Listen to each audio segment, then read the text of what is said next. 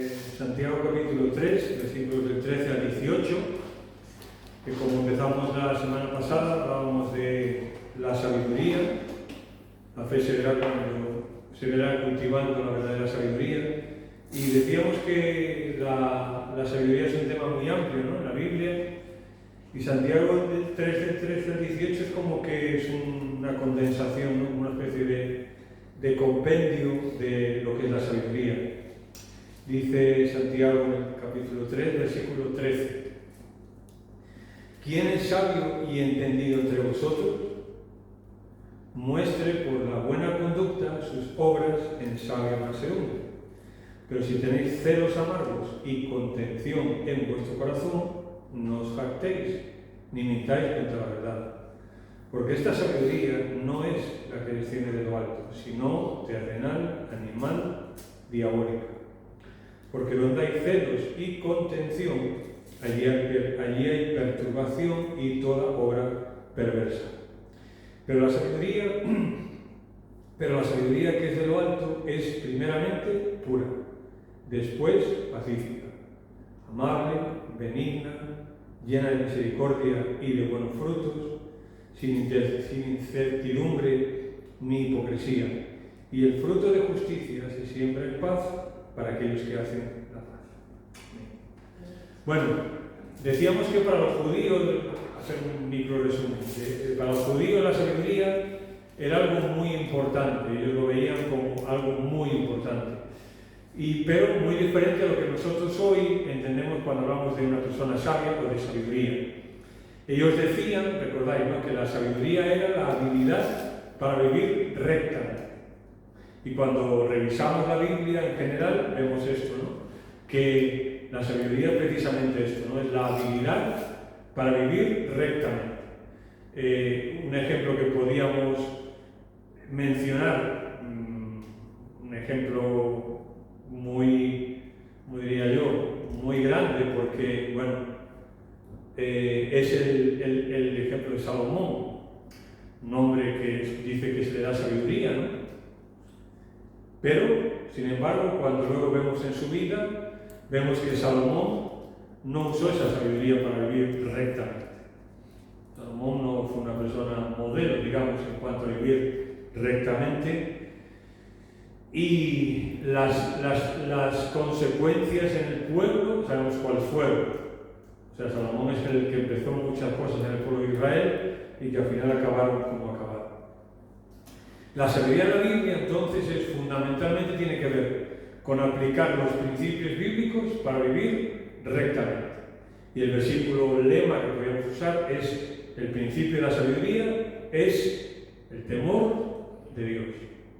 El temor de Dios aquí no es tener miedo de Dios, sino vivir para agradarle, ¿no? O sea, una persona a la que temes, ¿no?, en este sentido. Así que la sabiduría, digamos que es esto, ¿no? Y cuando Santiago va a mencionar ahora, va a mencionar eso precisamente, ahora lo vamos a explicar. Santiago dijimos que de forma práctica nos ayuda para poder valorar cuál tipo de sabiduría cada uno estamos cultivando. O estamos cultivando la sabiduría espiritual o la sabiduría terrenal. Como que hay un verso, sabiduría terrenal versus sabiduría espiritual, ¿no? Una especie de batalla entre las dos. Y la sabiduría espiritual, estábamos diciendo, vimos que el énfasis está sobre la conducta. Cuando dice: ¿quién es sabio y entendido entre vosotros? Es una pregunta retórica, ¿no? Es una pregunta retórica aquí. ¿Quién es sabio y entendido entre vosotros? Y ahora dice: muestre por la buena conducta sus obras en sabia mansedumbre. Es decir, vimos que el énfasis está sobre la conducta. Muestre por su buena conducta. Una persona sabia, ¿cómo lo demuestra? Lo demuestra viviendo rectamente, ¿no? Una conducta recta delante del Señor. Decíamos que la palabra conducta, otras versiones traducen como comportamiento. Muestre por su buen comportamiento. Y la palabra anástrofes tiene que ver con estilo de vida diario de una persona. Es decir, una persona sabe dónde se ve en su estilo de vida diario, en sus decisiones, en su forma de hablar, en su vida en general, en su santidad, en muchas cosas, ¿no? Y cuando no hacemos las cosas que Dios nos pide, pues estamos actuando como necios, sin sabiduría. Cuando actuamos conforme a lo que Dios nos pide, actuamos de una forma sabia. ¿Vale? ¿Sí? En el versículo 14 vimos cómo comprobar si una persona es sabia o no. Pero si tenéis celos amargos y contención en vuestro corazón, no os jactéis ni mintáis contra la verdad. Decíamos, ¿verdad?, que Santiago dice celos amargos, no solamente dice celos. La palabra celos puede ser buena, decíamos que hay unos celos buenos, digamos, ¿no? Pero aquí habla de celos amargos. La palabra amargo, decíamos que era el término griego picros, que significa puntiagudo, significa afilado, espinoso y cortante. Una persona que tiene celos amargos es una persona, ¿no?, puntiaguda, afilada, espinosa y cortante. Una persona, en Andalucía decimos que una persona que viene con la escopeta cargada siempre, ¿no? Bueno, eso es lo que está refiriéndose en Santiago, una persona celos amargos, porque los celos es siempre hacia otras personas, ¿no?, hacia lo que tienen, hacia lo que son o hacia lo que no son o lo que sea. Y él decía que celos amargos y contención.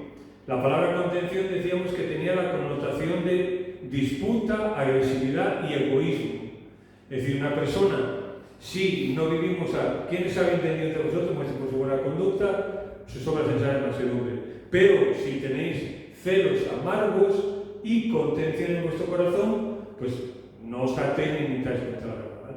La palabra contención tiene que ver con disputa, con agresividad. Claro, los celos hacia las personas, al final lo que provocan son disputas y agresión en este sentido. Carballosa dice en su comentario que la palabra contención es el término el que se promueve a sí mismo. Esa es la palabra, ¿no? Donde hay celos amargos y os promovéis a vosotros mismos en vuestro corazón, no os jactéis, etc. Bien, entonces vemos que está describiendo una persona que tiene un tipo de sabiduría terrenal, una persona con celos amargos, una persona que provoca contención. No os jactéis, verbo que tiene que ver con vanagloriarse o darse golpes en el pecho, ¿no? Pero sobre todo con una persona que tiene vanagloriarse. Al orgulloso, evidentemente, le gusta jactarse.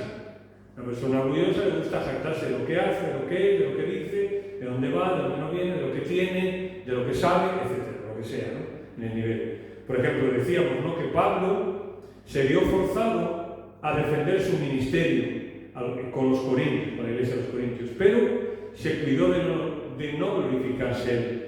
Y leíamos este texto, ¿no?, cuando él dice: no nos atrevemos a igualarnos ni a compararnos con algunos que tanto se recomiendan a sí mismos. Me parece que en la iglesia de Corinto había gente que tenía celos amargos, contención en su corazón y se jactaba, se vanagloriaba. Y Pablo mismo, cuando tiene que defenderse, dice: mira, yo he hecho esto, soy un apóstol por la gracia de Dios, pero yo no me atrevo a ponerme a la altura de estas personas.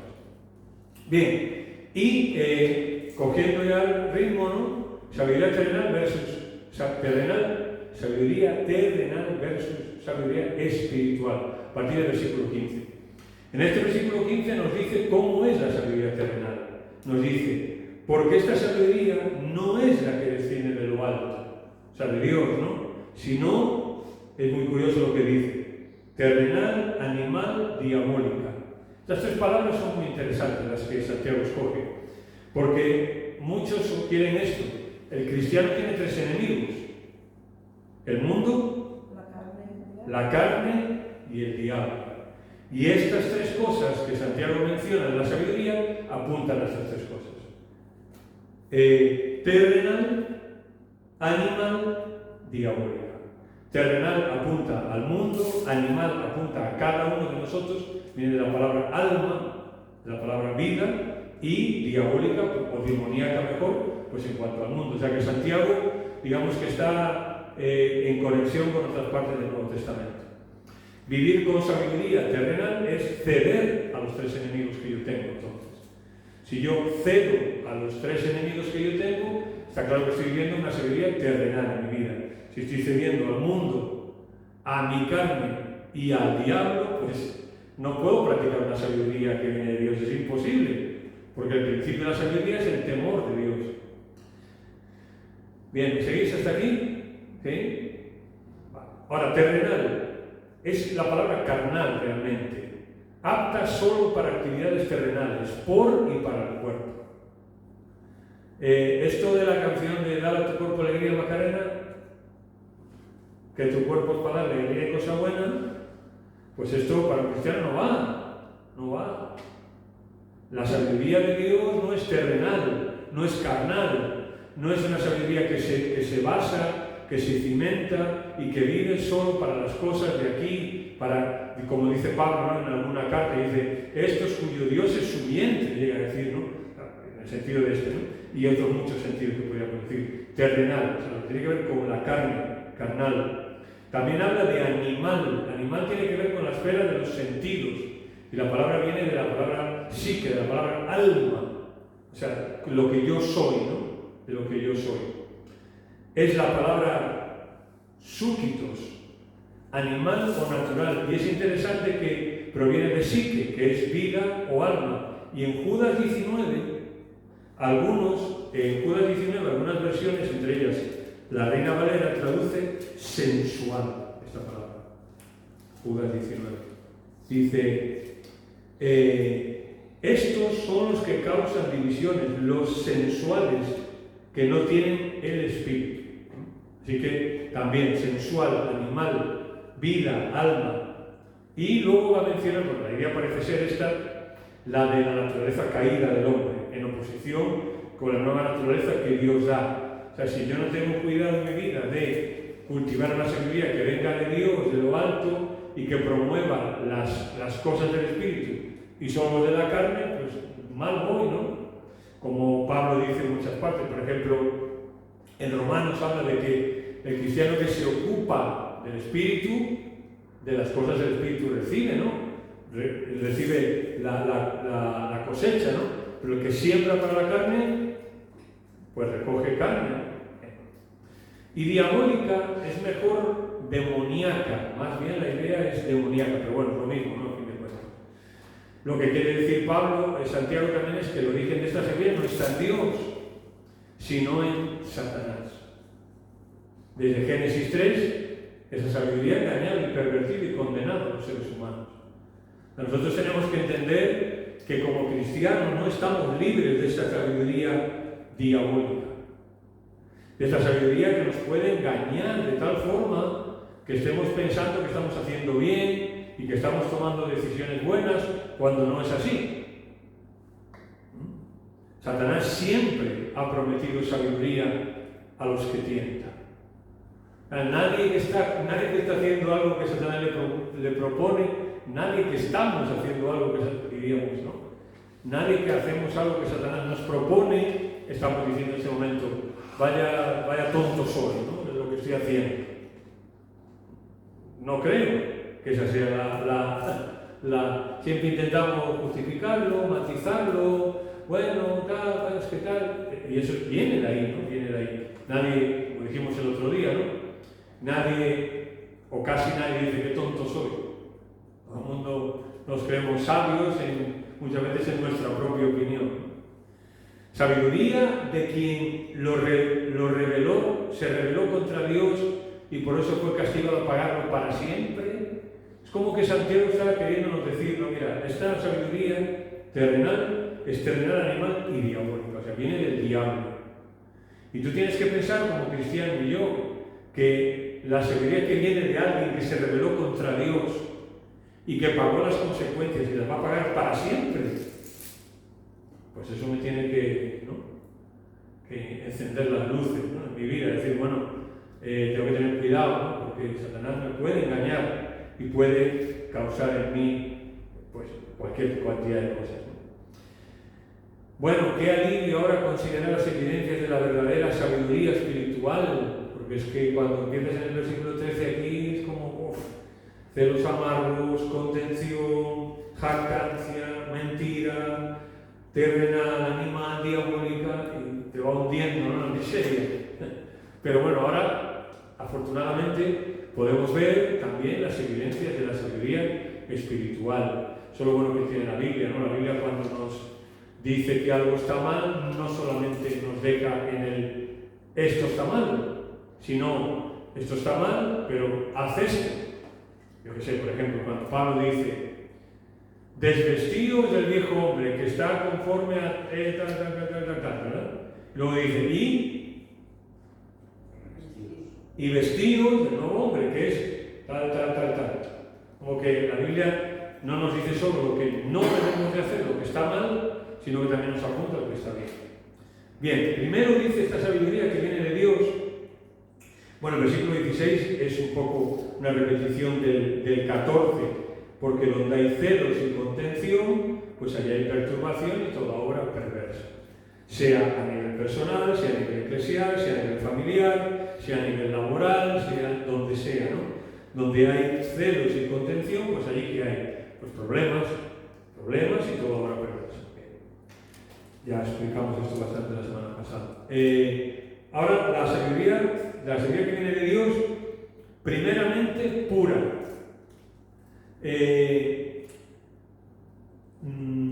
Aquí hay digamos que hay dos formas de poder verlo, ¿no? Este pura, que sea uno más de la lista, pero por el término que Santiago usa, muchos creen que lo que está enfatizando Santiago es que lo primero es lo primero, primeramente pura. O sea, que no solamente está hablando de orden lógico, sino también de orden de importancia. Lo que está diciendo, ¿no? Lo primero es esto, y después lo demás. Pero lo primero, esto, como diciendo, si en nuestra sabiduría hay algo que no debe de faltar, y es esto, que sea pura.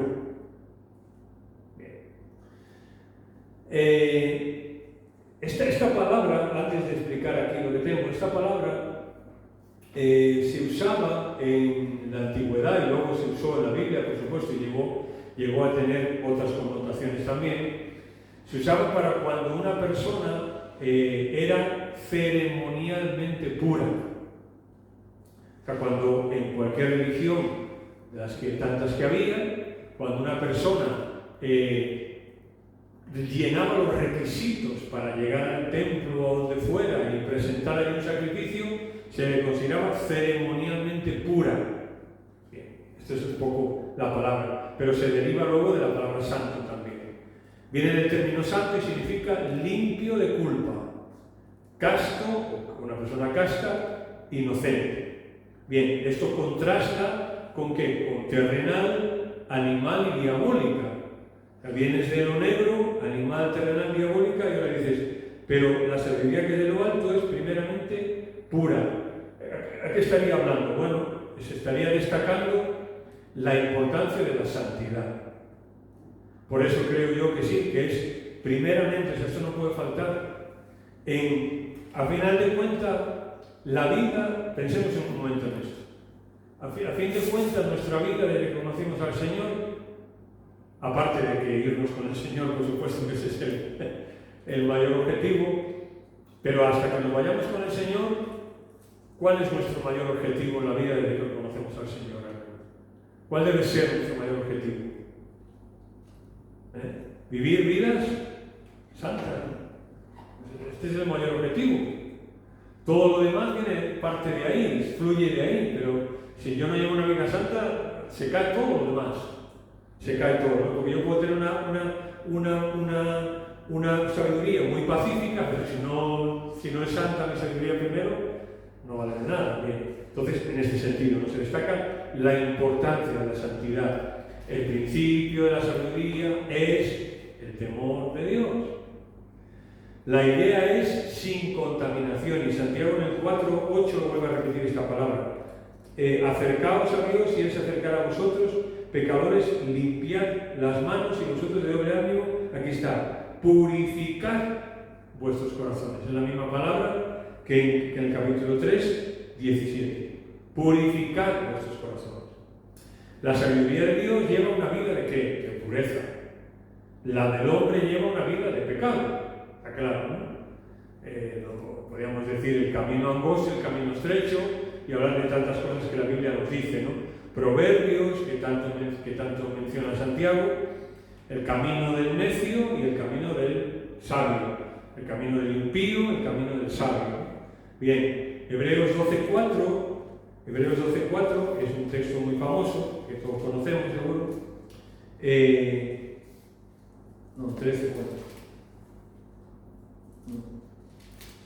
13:14, sí, 13:14, perdón. 12:14. Seguid la paz con todos y la santidad, sin la cual nadie verá al Señor. Bien, esto lo hemos explicado, ¿no? Si está diciendo que si no somos santos no vamos a ir al cielo, ¿no? Entonces no vamos nadie. No vamos nadie. Lo que está hablando es que no vamos a ver aquí al Señor hoy en nuestra vida, si no vivimos de una manera santa. Y 1 Juan 3:3 dice Juan: todo aquel que tiene esta esperanza, o sea, la esperanza de la vida eterna, se purifica a sí mismo, así como Él es puro. Es cuando Juan está diciendo: mirad cuál amor nos ha dado para que seamos llamados hijos de Dios, tal. Ahora somos hijos de Dios y aún no se ha manifestado lo que hemos de ser, pero sabemos que cuando Él se manifieste seremos semejantes a Él, porque le veremos tal y como Él es. O sea, ¿cuál es la esperanza que dice Él? Y todo aquel que tiene esta esperanza. La esperanza es que un día vamos a estar con el Señor y vamos a ser semejantes a Él.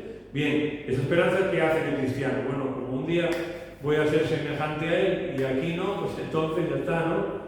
No. Lo que dice Juan es: como nosotros tenemos esa esperanza, como esa es nuestra meta realmente, ¿qué hacemos hoy? Nos purificamos a nosotros mismos. Segunda característica que Santiago menciona es pacífica. Es la palabra eirenikos, pacífica o pacificadora. Bueno, la sabiduría no golpea a otras personas con palabras duras e hirientes, dice Warren Wiersbe. Dice: la sabiduría no golpea a otras personas con palabras duras e hirientes, y de forma incorrecta tampoco.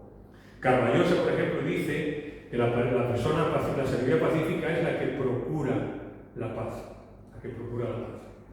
Así que la sabiduría humana conduce a la competencia, a la rivalidad y a la guerra, mientras que la sabiduría de Dios es la sabiduría pacífica o pacificadora. Bien, dice Santiago, tengo que correr un poco, dice Santiago, es pacificadora, pacífica, y ahora dice amable. La palabra amable es muy interesante porque dicen los lingüistas que posiblemente es la palabra más difícil de traducir de todo el Nuevo Testamento en español. Es más, hay quienes creen que no hay una equivalencia del término griego que aquí se usa en español. No hay una equivalencia exacta. Como no hay equivalencia en español para este término, pero encierra la idea de justo, una persona amable, la sabiduría amable es la sabiduría justa, la sabiduría de una persona también, ¿no? Se supone que la sabiduría no es algo que anda por ahí, sino algo que yo tengo que... Una persona que vive conforme a la sabiduría de Dios, la sabiduría espiritual, una persona amable, o sea, justa, equitativa, lleva la idea de decoroso, apropiado, moderado, cortés, considerado, y Carballosa lo traduce como razonable. Sabiduría razonable. Y encontré esto que es muy interesante, un hombre que se llama Matthew Arnold, lo traduce en inglés como, bueno, ahí tenéis la palabra inglesa, sweet, razonables, y traducido es ser dulcemente razonable. Lo traduce esa persona. La sabiduría de Dios es amable, o sea, dulcemente razonable. Es una sabiduría justa, equitativa, decorosa, apropiada, moderada, cortés, considerada, razonable. Bien, siguiente, benigna. La palabra benigna lleva dos ideas. La palabra benigna es muy interesante, lleva dos ideas. La sabiduría de Dios la sabiduría espiritual es benigna. Primero lleva la idea de listos para obedecer. Es una sabiduría lista para obedecer. William Law dice que esta sabiduría benigna es tener bien grabado en la mente que no tengo más que una empresa entre manos, buscar la felicidad haciendo la voluntad de Dios. Es lo que dice William Law. Me parece muy bueno, ¿no? Final, benigna, buena, ¿en qué sentido? Listo para obedecer. No tenemos lo que dije yo antes, ¿no? ¿Qué otro motivo, qué otro propósito tenemos en la vida que hemos conocido al Señor que no sea hacer la voluntad de Dios y ser feliz haciendo? O lleva la idea también de fácil de persuadir. Benigna es listo para obedecer, pero lleva también la idea de fácil de persuadir. No en el sentido de ser manejable, no en el sentido de, pues, decir, no, este es un, o esta, ¿no? Este es un, ¿cómo se diría? Veleta. No, veleta no, una persona que es muy manejable. Pelele, exactamente. No quería decirlo yo, pero sí. No. Bien, sino de, o sea, no en el sentido de ser manejable, sino en el de no ser testarudo y atender a razones. O sea, la idea de benigna, ¿no? De fácil de persuadir, lleva esa idea no de ser manejable, no una persona que no tenga un criterio. Por supuesto, cualquier persona tiene que tener un criterio. Pero también lleva la idea de no ser testarudo y atender a razones. Ahora, ¿en qué sentido? Bueno, pues sería en el sentido de que la sabiduría no es rígida. No es rígida. Vale. Carballosa habla aquí de que tiene que ver con una sabiduría conciliadora. Es decir, describe a alguien dispuesto a aprender. Venir, dispuesto a aprender. Por supuesto, en el contexto, dispuesto a aprender de Dios y de lo que Dios dice y a obedecer lo que Dios dice. Dice, bueno, lo opuesto es lo opuesto al espíritu contencioso, evidentemente, ¿no? Cuando antes dijo celos amargos y contención, ahora lo opuesto es una persona benigna. Ahora dice, llena de misericordia, llena de misericordia. Los griegos definían la misericordia como la piedad para con la persona que está sufriendo de forma injusta. Esa, la idea de los griegos era, ¿cuándo podías tener tu misericordia con una persona? Cuando esa persona estaba sufriendo de forma injusta. Si estaba sufriendo de forma justa, no tenías que tener misericordia con ella. Pero si estaba sufriendo de forma injusta, sí. Bien. Ahora, los cristianos, ¿qué hicieron con la misericordia? Pues se transformó en tener misericordia con la persona que está pasando por dificultades. Independientemente si es justo o injusto, o si se equivocó o acertó, lo que sea, ¿no? Esa es la misericordia. En el sentido de Dios, ¿en qué sentido? Dios en su gracia nos da lo que no merecemos, que es el cielo, ¿no? Pero en su misericordia no nos da lo que sí merecemos, que es el infierno. O sea, Dios, la misericordia de Dios no es solamente darle su amor a las personas que lo merecen, no hay nadie. Entonces, como no lo merecemos, Dios extiende su misericordia hacia nosotros. Por ejemplo, el samaritano lo ilustra muy bien, porque él no sacaba ningún provecho de lo que estaba haciendo. El que ayudó, el buen samaritano, aquel que lo habían apaleado los ladrones y le habían quitado todo, y él pues lo recogió, lo llevó, le pagó al mesonero, mira, si hace falta algo más yo te lo pago y tal, y no sacó ningún provecho de lo que estaba haciendo. ¿Qué provecho iba a sacar aquel hombre de aquello? Nada, cero. Entonces, el samaritano ilustra muy bien lo que es la misericordia, ¿no? Es hacer algo sin sacar ningún provecho. También, o sea, llena de misericordia y llena de frutos, de buenos frutos. Bueno, está claro, ¿no? La sabiduría de Dios no hace la vida vacía, sino que la llena. Eso podríamos hablar de cuando Jesús en los últimos capítulos de Juan está despidiéndose de los discípulos.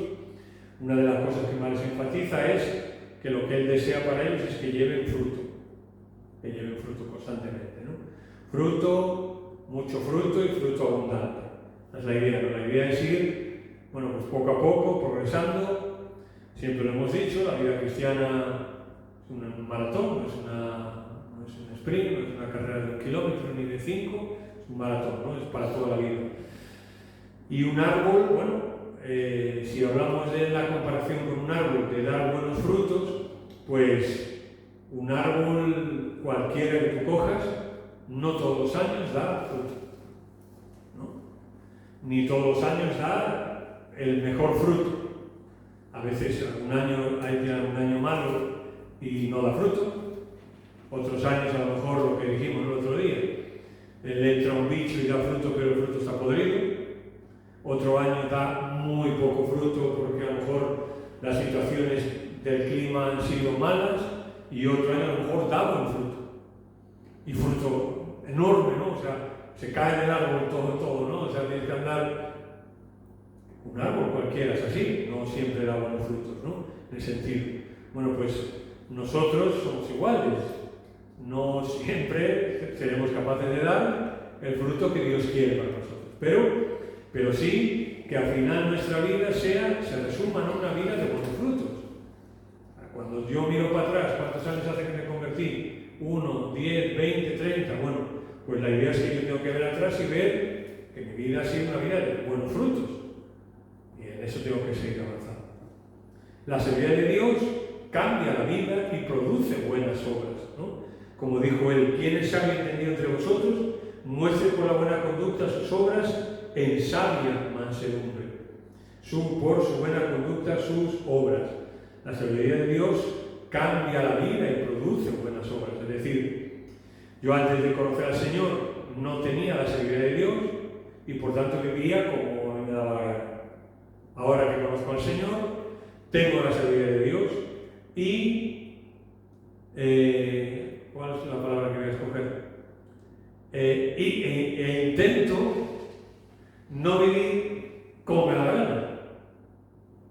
Porque al menos yo no me atrevo a decir no vivo como me da la gana. Yo no me atrevo a decirlo. Si alguno se atreve, está bien, yo no. Intento no vivir como me da la gana. Intento cada día hacer lo que decíamos el otro día, hace unos martes. Decíamos, ¿estamos hablando de que un cristiano puede vivir en perfección? No. Pero sí tenemos que hacernos una pregunta cada día. ¿Cuánto luchamos cada día por vivir haciendo la voluntad de Dios? Esa es la pregunta correcta. ¿Cuánto luchamos cada día por intentar vivir conforme a la voluntad de Dios? Eso es lo que nos tenemos que preguntar. Si nos equivocamos, podemos equivocarnos, pero lo estoy intentando con todas mis fuerzas. Esa es la idea, o me da igual, ¿no? Llena de buenos frutos. Sin certidumbre, dice Santiago, sin incertidumbre. Es interesante. Es la palabra adiatritos, tiene que ver con sin doblez, o libre de dudas, o libre de vacilaciones. Santiago ha hablado del hombre de doble ánimo también, ya lo vimos en el capítulo 1. Se refería a alguien que no duda ni vacila, ¿no? O sea, si es una persona sin duda, sin vacilación, evidentemente se refería a alguien que no duda ni vacila. La sabiduría entonces se caracteriza por seguir una línea de conducta consecuente, sin rodeos y por lo tanto confiable en todo momento, en todo sentido, en todo momento. Es decir, la sabiduría, no podemos vivir la sabiduría con doblez, no podemos vivir la sabiduría vacilando. ¿Será que lo hago? ¿Será que no lo hago? ¿Será que esto me dice Dios es lo mejor o no? ¿Será que yo no puedo andar así? Si quiero vivir conforme a la sabiduría espiritual, o sea, tengo que tener claro, ¿no? Lo que Dios me dice es esto. Y ahí no tener incertidumbre, vivir sin incertidumbre, o sea, sin doblez, sin libre de dudas y sin vacilaciones. Si esto me pide Dios, aquí voy a vivir. Aquí voy a intentar vivir cada día. Aquí voy a vivir, pero entenderlo, ¿no? Con que aquí voy a vivir. Tampoco quiero decir intentar como bueno, no, también es verdad, o sea, voy a vivir así. Voy a decidirlo hacerlo, ¿no? Otros en este texto traducen como certeza y hablan de firmeza de carácter. O sea, la sabiduría de Dios tiene que ser sin incertidumbre, o sea, firme, con certeza. Si dudamos, ¿no? O sea, si yo intento vivir conforme a la voluntad de Dios y en la sabiduría que viene de Dios empiezo a dudar, estoy perdido ya. En el momento que yo empiezo a dudar, ya la sabiduría diabólica, ya Satanás se mete ahí, ¿no? ¿Qué pasó con Eva? Y Eva y Adán, ¿no? Pues empezaron a dudar. Decidió realmente de si lo que Dios le decía era lo mejor para ellos. Ellos empezaron a dudar, empezaron a tener doblez, empezaron a vacilar. Y al final, ¿cómo acabaron? Pues sabemos la historia de Adán y Eva, ¿no? Que es la nuestra, por cierto. Y finalmente dice, sin hipocresía. Bien. Sabemos que Jesús habló mucho contra esto, ¿no? Contra la hipocresía. La palabra hipocresía tiene que ver con sin actitud fingida. Sin actitud fingida. Es sincera y no pretende ser lo que no es. O sea, yo diría que ni hipocresía tiene que ver con, al menos yo lo puedo entender, ¿no? Lo que Santiago está diciendo, cuando Santiago está diciendo sin hipocresía, también está diciendo que nosotros, la vida, tenemos que vivirla con honestidad. Honestidad ante el Señor, ¿no? De que no intentar ser lo que no somos, ni aparentar lo que no somos tampoco, no ser honestos y auténticos. No se esconde detrás de un papel. De hecho, sabemos que, bueno, esta palabra se usaba mucho para el teatro, para una persona que, algunos dicen que tiene que ver con máscara, ¿no? Con ponerse una máscara, pero no todo el teatro se ponía las máscaras de la gente, ¿no? Había gente que se ponía una máscara, o gente que representaba un papel, digamos, pues una obra de teatro, y hay personas que no se ponen una máscara y representan un papel. De repente, esa persona que está haciendo el teatro, pues es un doctor, ¿no? Y en su vida, pues no es doctor ni nada, está haciendo un papel. En el Nuevo Testamento, la palabra para hipócrita era un actor que se escondía detrás de un papel, máscara, para representar un papel. Es decir, no era una palabra negativa, sino era una palabra que tenía que ver con el teatro. El Nuevo Testamento la toma para decir que nosotros no debemos de ser hipócritas, no mostrar lo que no somos. Bien, sí, hay una cosa. Muchas veces pensamos que cuando somos hipócritas le hacemos mal a otras personas, ¿no? Y eso puede ser verdad. Yo puedo fingir cosas y hacer daño a los demás, pero también me estoy haciendo daño a mí. También me estoy haciendo daño a mí, ¿no? Porque al final es lo que Santiago dice en el capítulo 1, el que se considera en el espejo y no que sea en el espejo y no se considera, acaba engañándose el mismo, ¿no? Por tanto, si yo estoy intentando mostrar a los demás lo que no soy, me estoy engañando a mí mismo. Ahora, ¿quién no ha hecho esto? ¿No? Pero no en el mal sentido de la palabra tampoco. O sea, tampoco lo cojáis todo por el mal sentido de la palabra. No, puede haber una intención mala detrás, ¿no?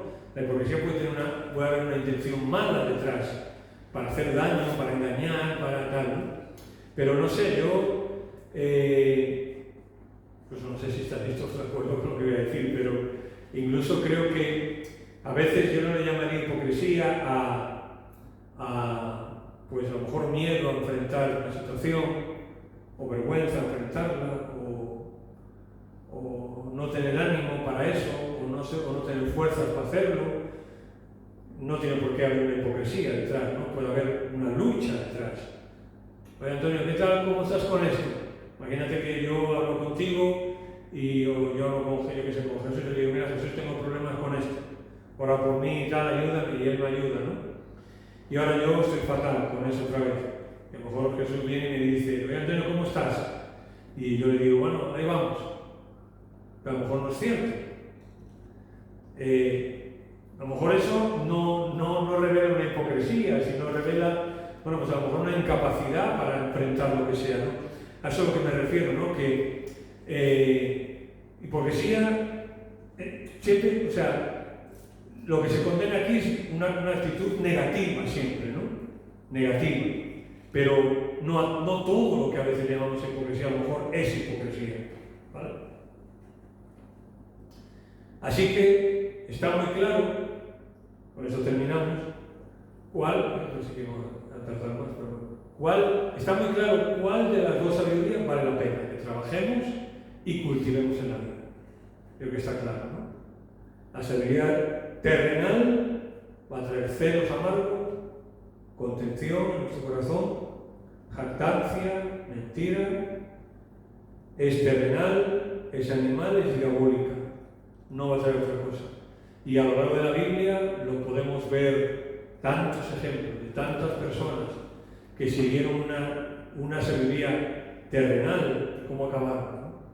Y si nosotros somos honestos, lo que decíamos antes, ¿no?, de la honestidad, si nosotros somos honestos y sabemos ver hacia atrás en decisiones que hemos tomado y en consecuencias que eso ha traído para nuestra vida, la mayoría de las veces ha sido porque hemos tomado el camino de la sabiduría terrenal, no la que viene de Dios.